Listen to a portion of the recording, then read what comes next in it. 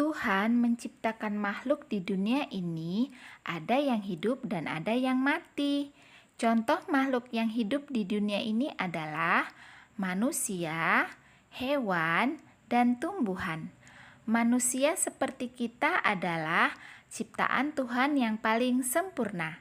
Kita diberi hati, akal, pikiran, dan nafsu. Makanya kita makhluk yang sangat cerdas.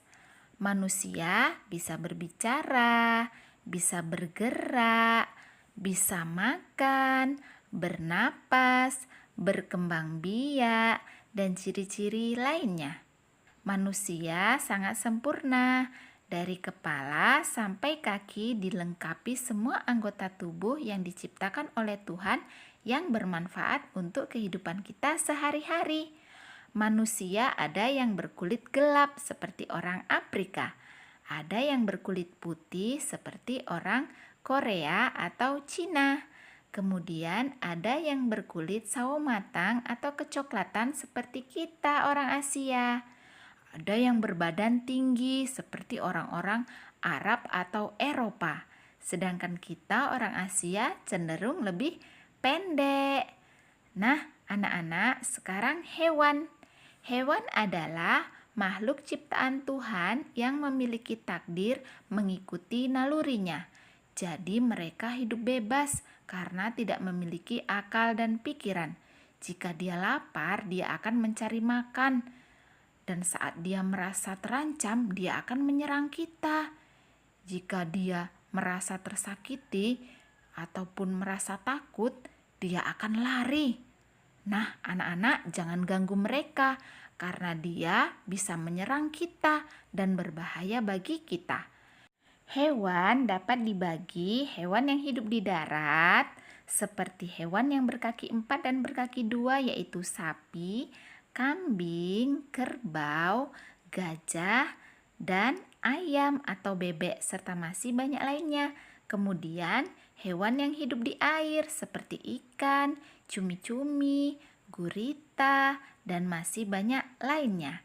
Dan hewan yang hidup di udara atau hewan yang memiliki sayap dan bisa terbang seperti capung, kupu-kupu, nyamuk, kelelawar, burung, dan masih banyak lainnya. Tumbuhan. Tumbuhan adalah makhluk ciptaan Tuhan yang tidak dapat menentukan takdirnya. Karena tumbuhan tidak dapat berbicara, berjalan, ataupun bergerak seperti kita, manusia dan hewan. Mereka hanya bisa hidup, makan dan minum, peka terhadap rangsangan dan berkembang biak. Tanaman tidak dapat memilih takdirnya, contohnya dia tidak dapat memilih mau hidup di mana, di halaman rumah kita, di hutan, di tanah lapang, ataukah di jalan. Kemudian seandainya ada yang ingin menebang dia tidak dapat berlari menghindari manusia yang ingin menebangnya. Jika ada kebakaran hutan, dia juga tidak bisa menghindarinya.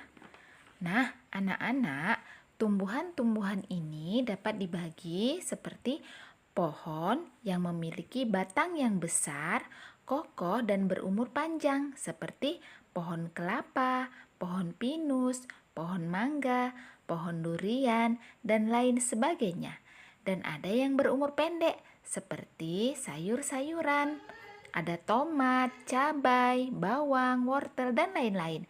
Dan ada juga tumbuhan yang sangat cantik seperti bunga yang kita tanam di kebun kita atau di halaman rumah.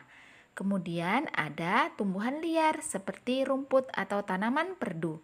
Mereka tumbuh liar di sekitar pekarangan rumah kita, di hutan, dan di mana saja. Ada juga lumut. Lumut adalah tumbuhan yang menempel di tempat lain yang lembab.